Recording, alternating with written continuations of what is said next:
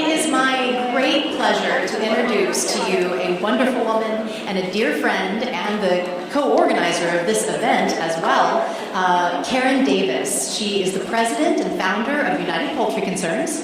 She's the author of several books, including Prison Chickens, Poisoned Eggs, an inside look at the modern poultry industry, and also More Than a Meal, the Turkey in History, Myth, Ritual, and Reality. She has been award-winningly profiled in the Washington Post for her outstanding work for the birds, as well as many other wonderful acknowledgments. And Karen maintains a sanctuary for chickens that you'll be probably hearing about on the eastern shores of Virginia. Everyone, please welcome Karen Davis.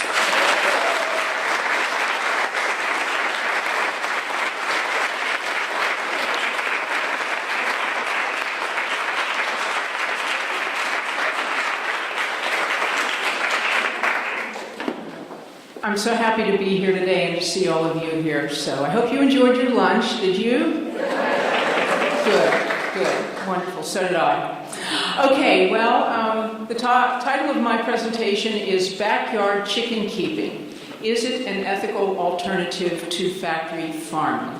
And you are going to see some photographs of our chickens at our sanctuary in Machipongo, Virginia, on the eastern shore of Virginia. And just for your information, we are located in one of the largest chicken-producing areas in the country, called the Delmarva Peninsula, comprising all of Delaware, the eastern shore of Maryland, and the eastern shore of Virginia, where at any given time, 500 million chickens are sitting in dark, long, 500-foot-long buildings where they never see sun, never experience any fresh air, and live in a density of pollution that you can't even begin to imagine unless you have walked into one of those places. But imagine being stuck there and never able to get out until you're loaded up in your slaughterhouse cubicle to be taken to a slaughterhouse.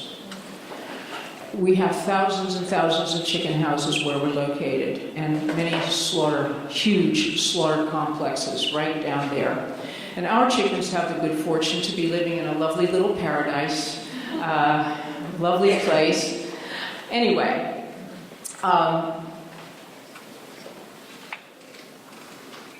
this is my presentation, and here's a picture of me with my hen ringlet.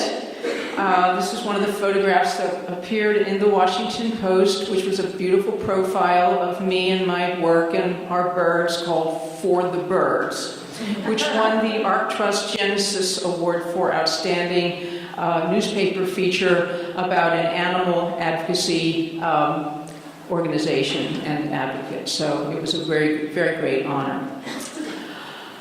My experience with chickens for more than 20 years has shown me that chickens are conscious and emotional beings with adaptable sociability and a wide range of intentions and personalities.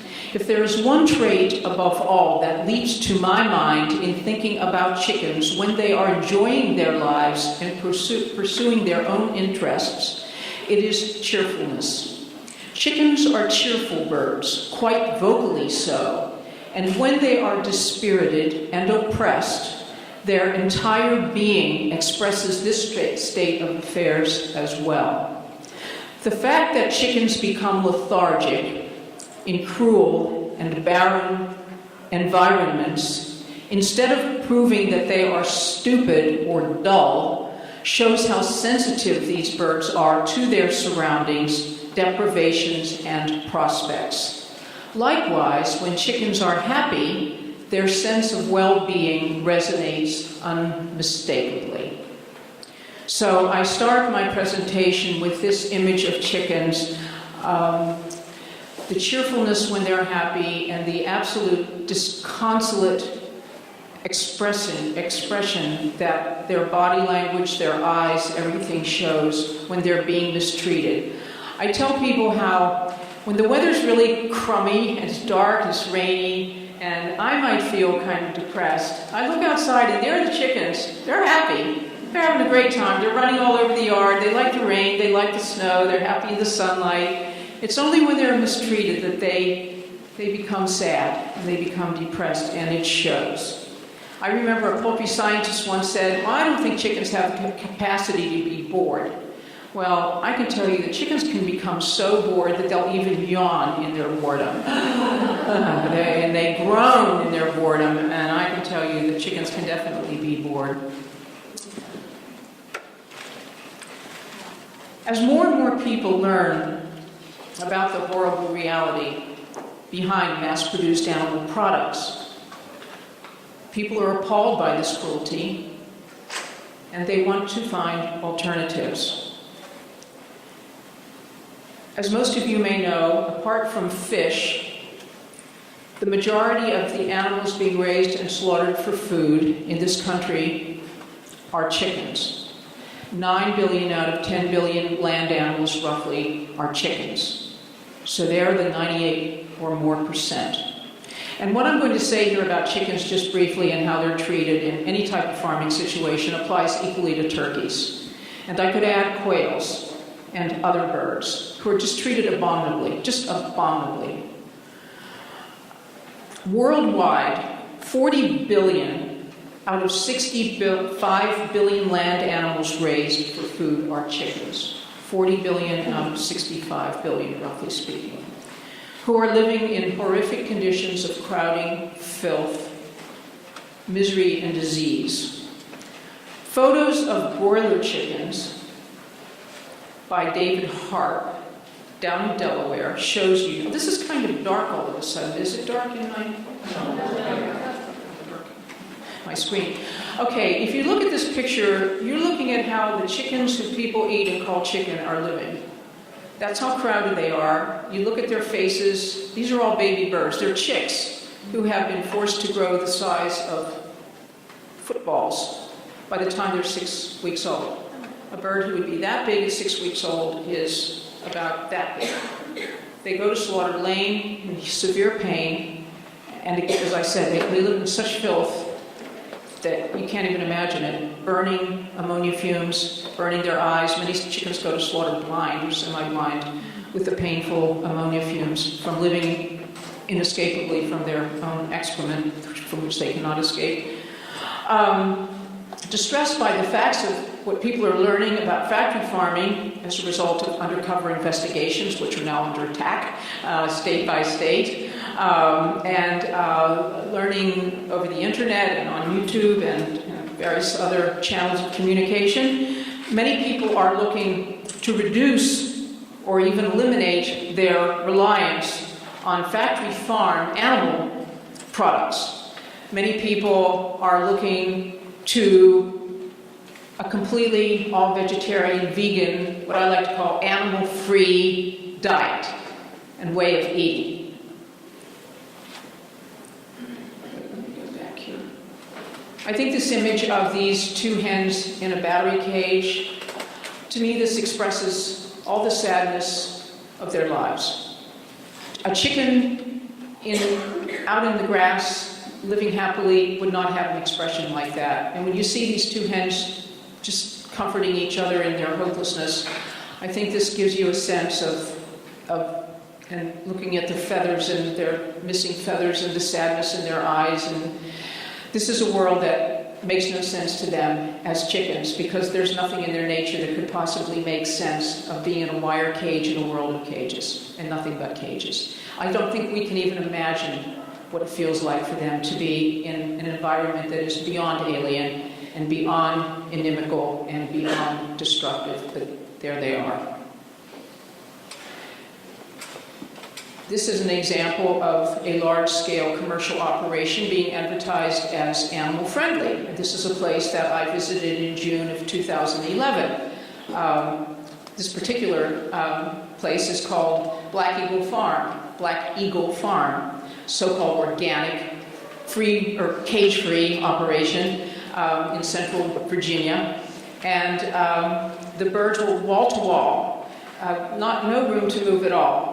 They're just, every available space is filled with birds.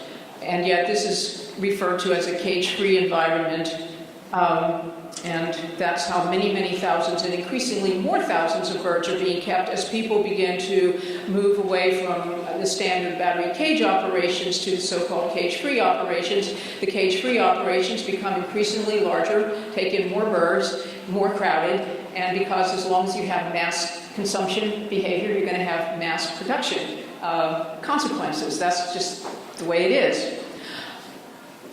Many of these so-called cage-free birds that people are looking to now, organic and other going by other birds whose eggs are being marketed under other labels, end up in live poultry markets. Just like in this, you could get an idea looking at this picture how they look, how terrible they look, and this is ending up in a live poultry market is horrible, as you can get a sense of from just looking at this particular picture from a live market in New York City.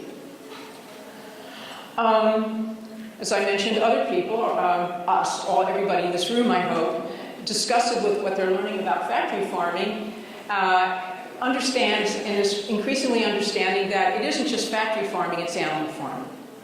It's viewing and treating other living creatures, feeling beings, as property and commodities who exist only to make a profit for the owner and to become a food source in one sense or another for human beings. The more we learn about all types of farming in history, it isn't just now. Many people think, well, all the problems for farmed animals began in the 20th century when factory farming got underway. But anybody who studies the past throughout the world and in cultures throughout the world at this very moment as we sit here is quickly divested of any illusion that animal farming was ever a humane enterprise. It was no more a humane enterprise in the past, nor is it in other parts of the world, than any form of human slavery, because it is a form of slavery. And if human slave owners didn't treat their human slaves compassionately and humanely, why would anybody in the world think that human slave owners would treat animal slaves somehow on a higher level of compassion? It's not true. Slaves are not ever treated humanely.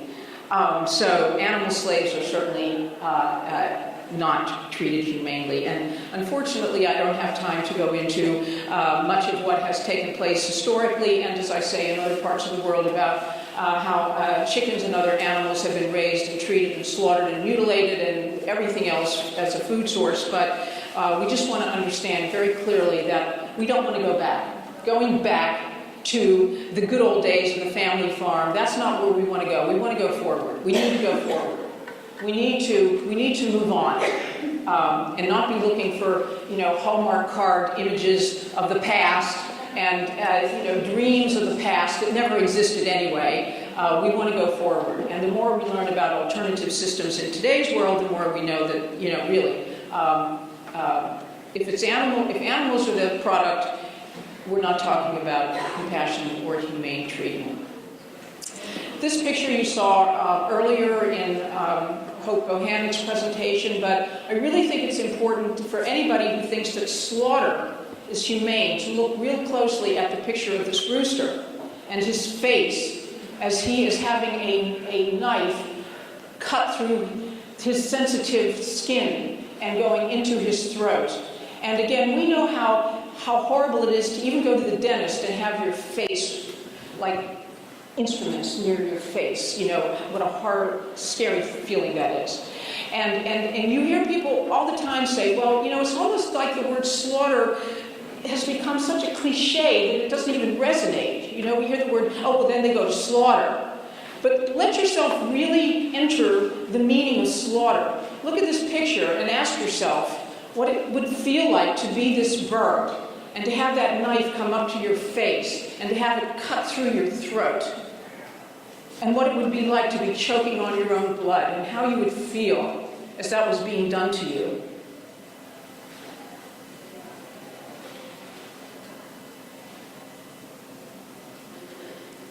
Well, I mentioned Black Eagle Farm, the organic, so-called organic, free-range, cage-free farm in Nelson County, central Virginia. If you go to websites advertising a lot of these so-called alternative farms, you see a lot of false advertising, pretty pictures of chickens outdoors and animals frolicking outdoors, and then when you actually visit the place, you see a different picture. And remember that even if you visit a little farm or a little backyard enterprise, where there's some chickens maybe running around outside, it looks very picturesque, always remember that there's a backstory. You're only seeing a picture postcard image, and I'm going to get into that a little bit of that backstory here. One of the trends that we are seeing now is that more and more people are disgusted by what they're learning about factory farming and about the whole industrial food production system, is that more and more people are interested in not only growing their own vegetables and fruits if they can, and gaining control of their own food supply as much as possible, but of raising their own animals. Particularly chickens have been chosen because they're small and you can keep more chickens than you can pigs on a city rooftop or something. You can just keep more chickens. And many people do start keeping chickens because they want their eggs. And one of the upsides, the positive sides of people deciding to keep some chickens as a little backyard flock of 4 or 6 hens is that for the first time in their life they get to meet a chicken. Not chicken, but chickens. Not chicken, but a chicken. They discover that chickens have personalities, that chickens are friendly, that chickens are cheerful, and that they are affectionate. And so there have been a number of newspaper articles that have come out in the last 8 or so years, little stories about a family who is now keeping a little group of hens, and how the family will say, I just didn't know that a chicken had a personality, and they're so friendly. So that's positive. That what people thought of as just chicken suddenly becomes a somebody to them, an individual, an animal, a bird. Because most people in today's world barely think of chicken as an animal or as a bird. It's just chicken. So keeping a few of your own chickens can certainly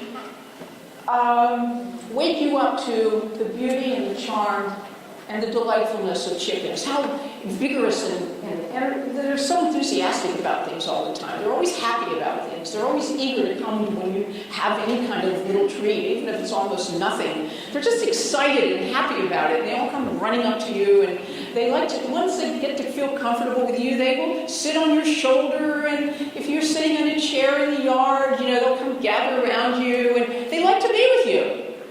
Chickens are inherently social beings. They enjoy your company. All they want to know is that they can trust you, that you enjoy them, because they pick up on all that.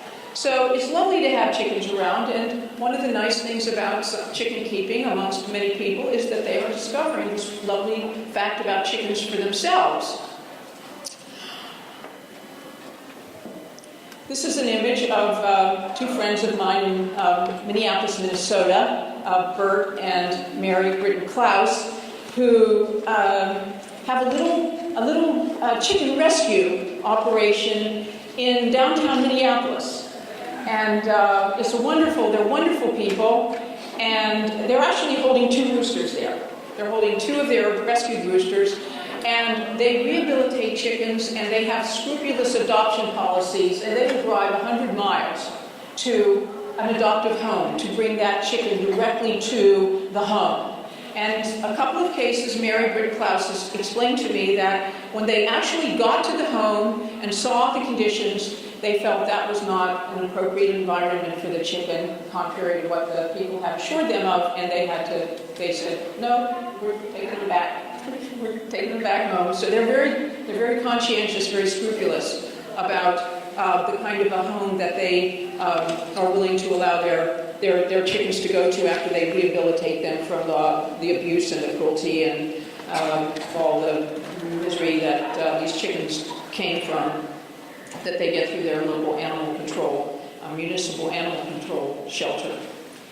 The downside of small chicken keeping, small poultry keeping, is I think perfectly demonstrated in this picture of Novella Carpenter, as I recall her name, where there she is, and there's a lot of this on the internet. The attitude that you find among many practitioners of small backyard chicken keeping, animal keeping people is the attitude is very similar to, if not identical to, the attitude the factory farm operators have toward their animals. They don't have respect for the animals. They don't keep them in clean conditions. They enjoy slaughtering them on the internet and sort of bragging about their prowess. I've noticed a lot of women seem to really find their idea of women's liberation in using the internet as a vehicle to show how tough they are and how they enjoy slaughtering animals and how it doesn't bother them, and they like it. But this picture of Novella standing there with a live chicken holding that chicken upside down by his or her legs, that kind of captures the epitome of attitudes, many attitudes that we find amongst the so-called alternative small farm backyard chicken keeping community. So this is not an advance over factory farming. It might be parceled into smaller units, but it is still that very same mean-spirited mentality. Disrespect for the animals, keeping them in filth, treating them like trash, and bragging about it. How many people here know any real chickens? Anybody? A number of you do. Oh my gosh! Oh, I'm speaking to the choir here. Well, okay. I'm glad that. I hope you're not one of those people I was just describing.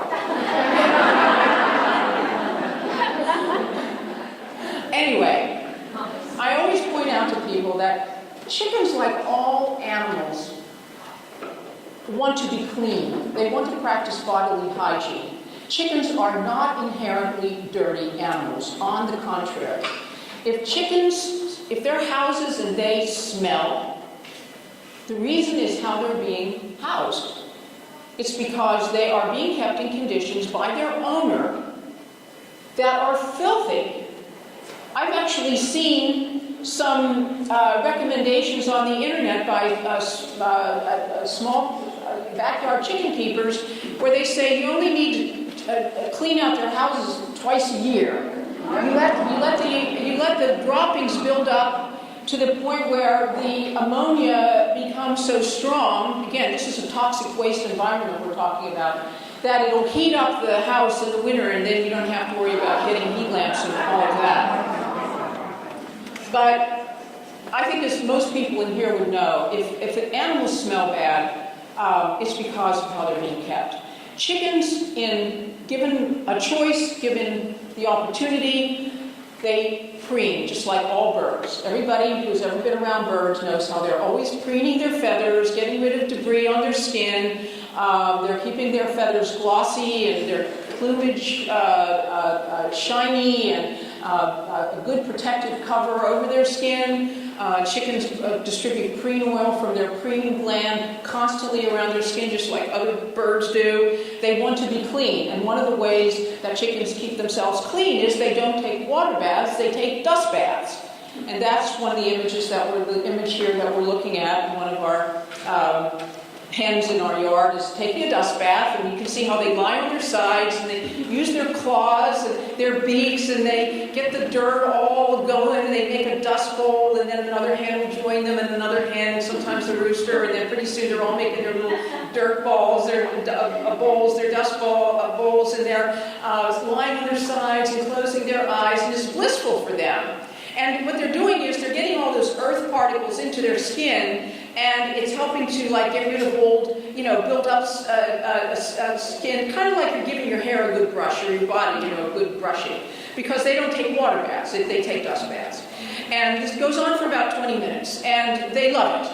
And it's hygiene, it's practicing hygiene, and it's a social activity, and it's a sensuous experience for them. So it's a necessity of their nature. And I can tell you this, that over the years we have taken in hundreds of hens who have never set feet on the earth in their lives. They've known nothing but wire in their whole lives. Wire and confinement and rough handling and not a single thing natural in their whole life. But it's so interesting, when you set a chicken down from a cage on the ground, it's like she recognizes the earth. It's in her genes, or his, as the case is in the case of the rooster, the male. It's in their genes, because, as I explained to people, chickens they evolved in the tropical forests of Southeast Asia and in the rugged foothills of the Himalayan mountains. They are jungle fowl. By nature, they are hardy, very, very active, capable birds. And despite all of the things that we have done to their bodies, their essential nature as chickens has not changed. Their genetic needs, who they are, their identity, their inherent identity is still that of a chicken.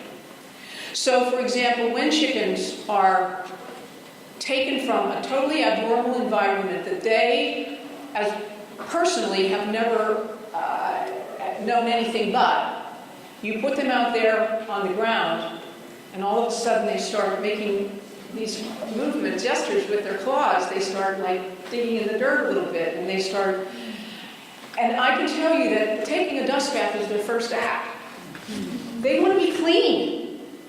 Just think, chickens in these confinement operations and all of these animals, they never get to be clean. How must all these animals feel, among all the other cruelties they're enduring, to never be able to feel clean, to be able to clean yourself? Think about ducks in these huge duck confinement operations. Ducks need to swim. They need to dunk their eyes many times during the day into water to prevent eye diseases. They're waterfowl. Do you think they get any water to ever do anything but drink out of the nipple drinker, one drop at a time? Can we imagine how they feel? How dirty? Is that not a cruelty to prevent a living creature from being able to use their natural instincts and their God-given ability to practice bodily hygiene? And yet, certainly all factory farming, that is exactly how it is, and that is how it has been on many farms throughout history and throughout the world. People forcing animals to live in mud, filth, everything. It isn't just factory farming. Factory farming, in fact, is an extension of attitudes and behaviors that have constituted animal farming throughout history.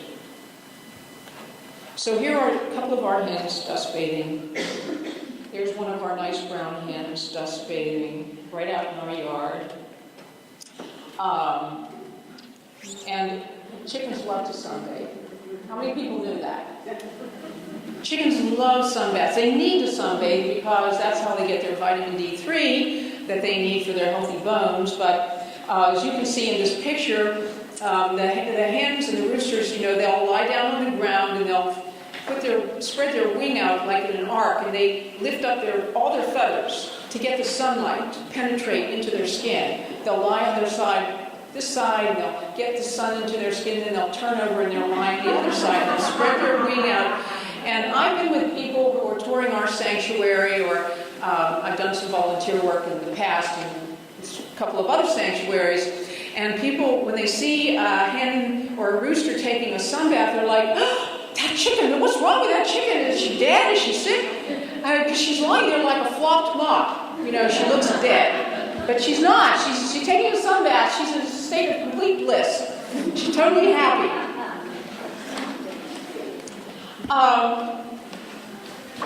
One of the ironies of the modern backyard chicken keeping phenomenon and its allied small farm type of operation is that people thinking they are, by raising their own chickens or buying from a small farm, that they are thereby completely dissevering themselves from factory farming. But that is not the case. People usually get their birds from huge industrial hatcheries.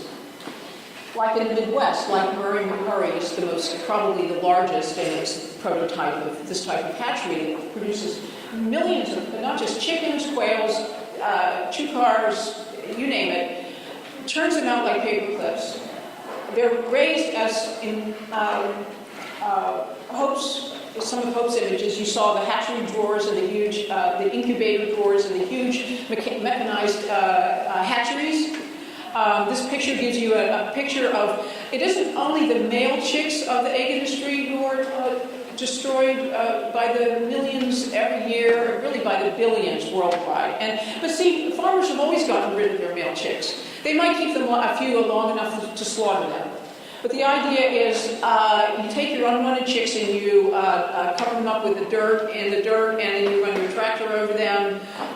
You do something to get rid of them. You don't keep them because traditionally, you know, people would not keep animals that weren't going to turn a profit in some way for them. Either they were going to be edible or they were going to be able to sell them or something.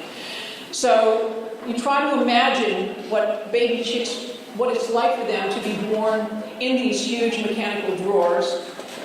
Chickens start communicating with their mothers and their siblings long before they're born, when they're still embryos. And I always think about these chicks in these mechanical drawers calling to a mother who will never answer them. She's somewhere, or maybe she's been killed by now. But see, that's one of the things about farming. It's the disseverance of the family life. It's the dismemberment of the family life. It's separating mothers from their young.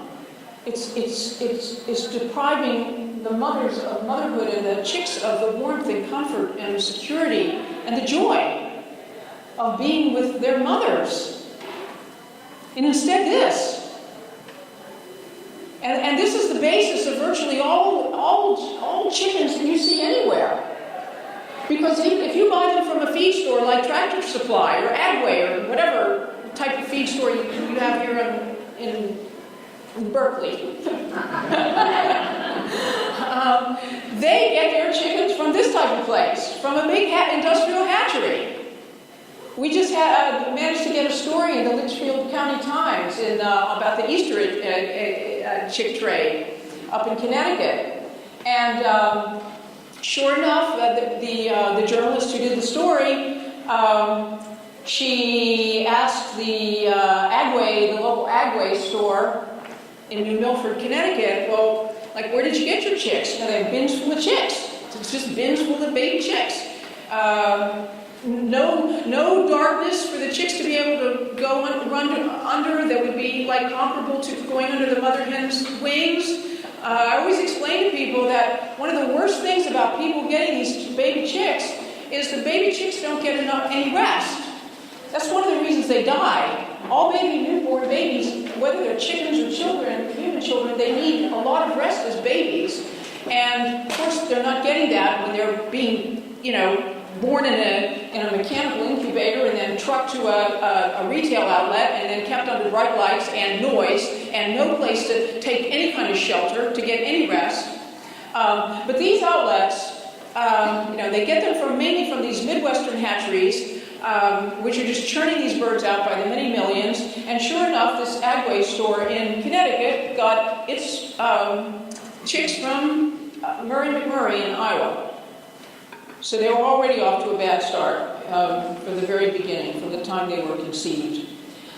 There you see chicks in a shipping box, and This is another aspect of this backyard chicken trade and the small farm trade that is another example of factory farming. The post office and all of the exploiters of chickens, 4-H, the cockfighters, the school hatching project people, the backyard chicken keeping people, the small farm chicken keeping people have all banded together successfully thus far to get their members of Congress to force the airlines to have to transport newborn baby chicks, turkeys, other so-called poultry, what they transport as perishable matter. Now, the airlines have tried periodically to not have to do this for various reasons. Many chicks die on the way. When the chicks arrive at their local post office, often the people who order them don't pick them up. The local post office workers are very distressed. They hear this peeping. They're distressed. The airlines don't want to do it, but they're compelled to do it. And so you've got the Postal Service and you've got all these lobbyists successfully getting their members of Congress to defeat any bill that would in any way challenge or ban the shipping of live baby chicks. Now, if you go to our website and look at our backyard chicken keeping section, you'll see that we have a document with statements from veterinarians explaining why this shipment of baby chicks is completely cruel. But the other part of it that I just want to draw your attention to quickly is it isn't just shipping them. It's shipping them at the cheapest possible rate so that the chicks, unlike if you travel from one place to another and you want your companion dog or cat to go with you, well, they're kept in a place where it's temperature controlled and they're not going to be banged around like they're canned goods or something. The idea is you're paying for them to arrive safely and to have had as comfortable a trip as possible. But that's not true with shipping of poultry. Oh, 10 minutes, thank you. They are shipped, again, they are banged around. The other thing is that in nature, a baby birds under their mother hen's wings will pretty much all have hatched within the first day, the first 24 hours. Maximum by the first 48 hours. But the post office and the whole chicken industry of all sizes, backyard to the biggest industrial magnitude of the operations, they all say that chicks don't suffer. They can go for up to 78 hours without having any food or water. This is not true. Many chickens arrive dehydrated. Not only dead, but dehydrated. And once your internal organs dehydrate, you're going to die. You cannot rehydrate dehydrated internal organs. So, and imagine how fearful this would be for these newborn chicks. I mean, being put in a dark box. And maybe they're layovers, because they're in flights. They're being shipped as airmail. And maybe the plane is grounded. So many times they don't even, it's not even 78 hours, it may be a lot longer than that. And then another practice that's routine among hatcheries is, since they're going to throw away most of the male chicks, they use a lot of their chicks as packing material. So that way they don't have to, they have a thing they're just going to throw away anyway. So they use them as packing material. So people who want to keep, order 12 hens for their backyard, they discover after maybe 5.5 months that, 2 or 3 of these birds turned out to be roosters. And because they start crowing and they start acting like male birds. And the people either didn't want roosters or they're living in a municipality that bans roosters. And this is one of the very sad things about the backyard chicken keeping trend being legalized in various urban areas and suburban areas. Most of these areas, most of these new laws, which are now allowing people to keep a few chickens for their own use, do not allow roosters to be kept. Well, remember that for every hen born, there's a male bird. It doesn't matter what type of operation it is. In fact, there's a preponderance of male birds born over female birds. So for every hen who looks like she's having a great life in a backyard, there was a male bird who was destroyed. And I meant to show you this picture here. We have a wonderful photographer, Davida Breier, and she lives in Baltimore, and she comes down to our sanctuary periodically and takes pictures of our birds, several of which I've already shown you. But she also has taken a number of photographs of hens with their baby birds in the Florida Everglades. And this picture here is one example. This is what it's supposed to be like, you know, a mother hen with her young and leading the young forth to explore and all of that. Of course, it's very complicated because we are urging people not to hatch chicks. Again, partly because half of the birds are going to be roosters, and then this is the situation. This is the complicated situation you end up with. One of the things that we love to tell people about roosters are wonderful birds. They are very protective of their families, of their hens, and of their young if they have young. This is our rooster, Rhubarb. And roosters love to call their hens and their young for food. They like to, they have this chuk, chuk, chuk, and all the babies, and if you have babies, and certainly all the hens, with or without their babies, they all come running and all excited, and he will stand back. And he will let the hens eat. And if he has young, he'll let the young and the hens eat. He will stand back and he will let them eat first. And hens and roosters will fight to death to protect their young. Plutarch and a whole slew of writers have described how, the idea that chickens are cowardly, and turkey mothers will fight to the death with hawks, eagles, or you name it, to protect their young. So there's nothing cowardly about chickens, and chickens evolved to run. So to say that they're cowards because they run away, well, they have legs to run away with. That's what we do too, right? Don't we run? Isn't that what we do? Oh no, we get out of guns. If we're in America. Okay, rooster hen, and this is another picture that Davida took, again, showing the family, what is supposed to be the family life of chickens.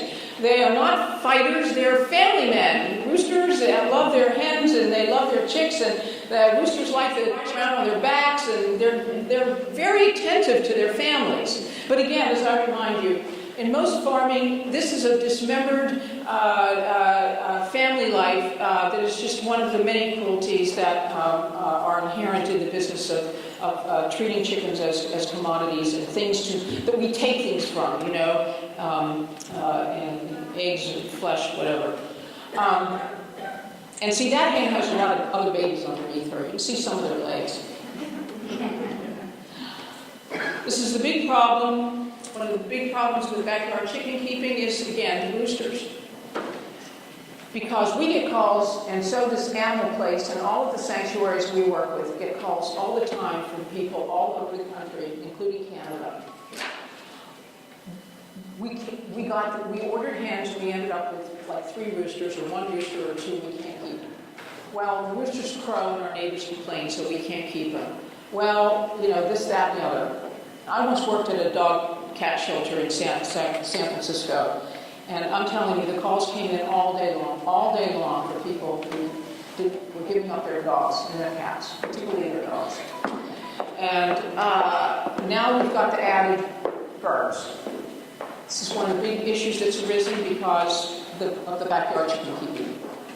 But there was a recent article in the Washington Post, and this is a quote from that article: "The question of what to do with Hans and other roosters like him is an unforeseen byproduct of the growth of backyard chicken flocks."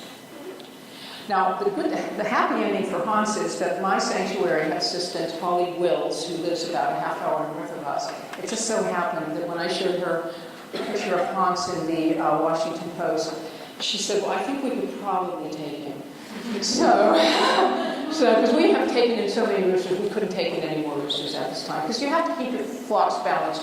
It's just not an easy thing. You can't just keep adding more roosters. It's not because so much the roosters are going to fight, it's that the hens are going to be intimidated by all these roosters jumping on them. And then the hens don't want to eat, and they don't want to come out, and their skin gets all, bare and they can get terrible wounds under their wings from being held down by too many roosters. And it just doesn't work. It doesn't work.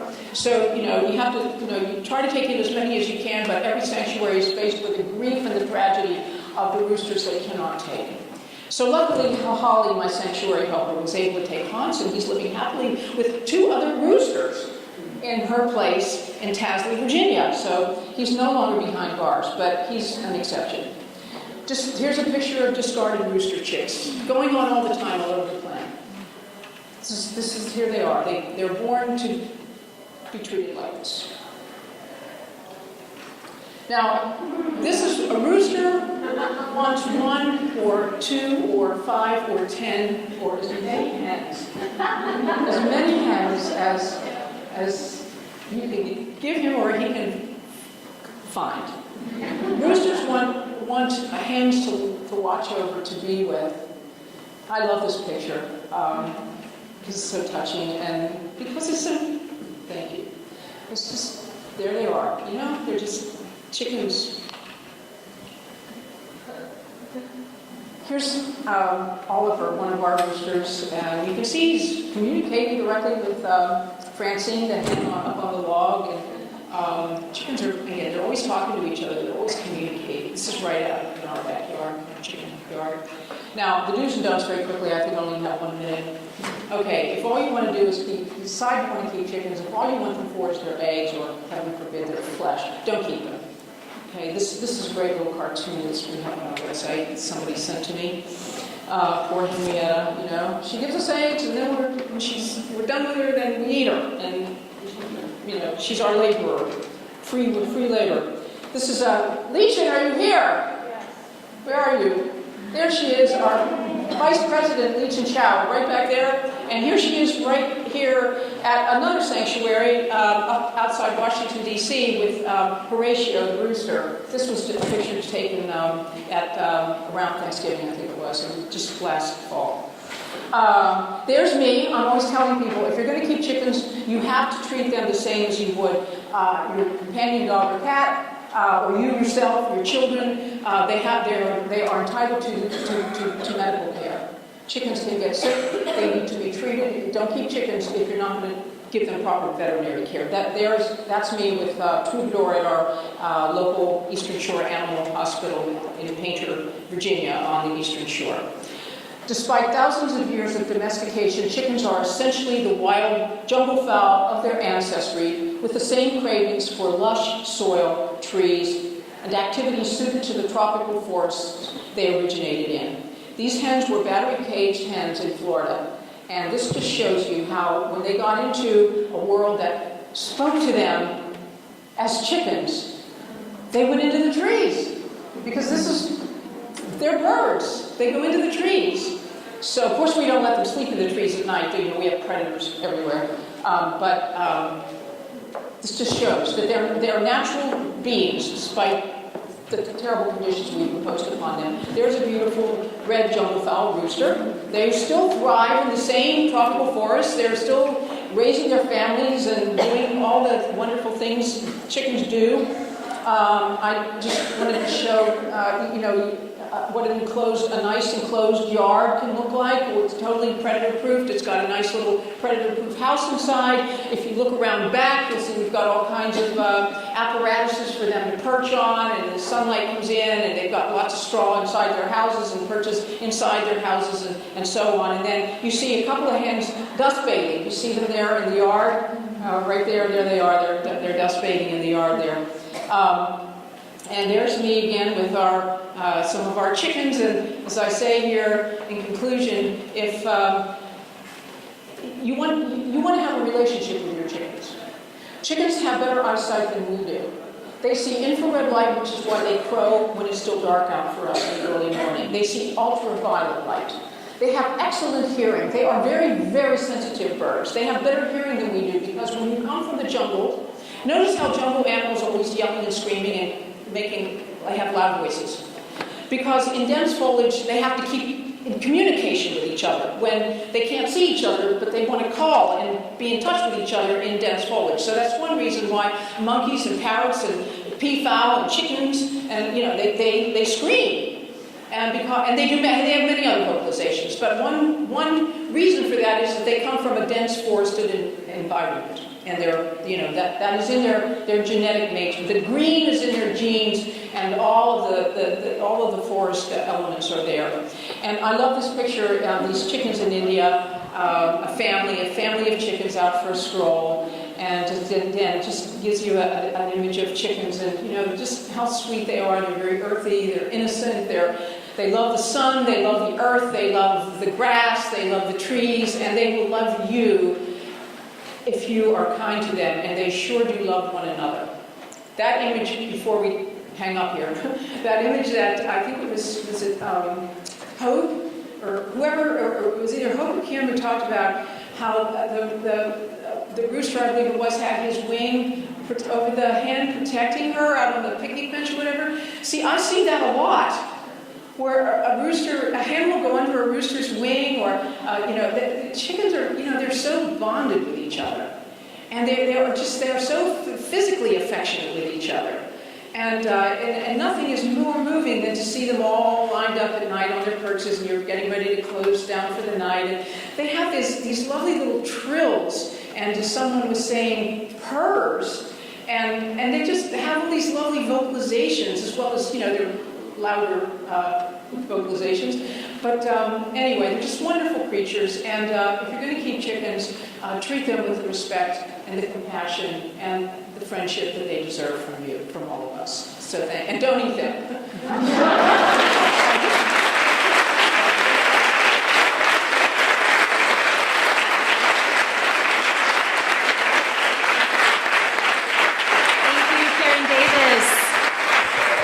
Wonderful.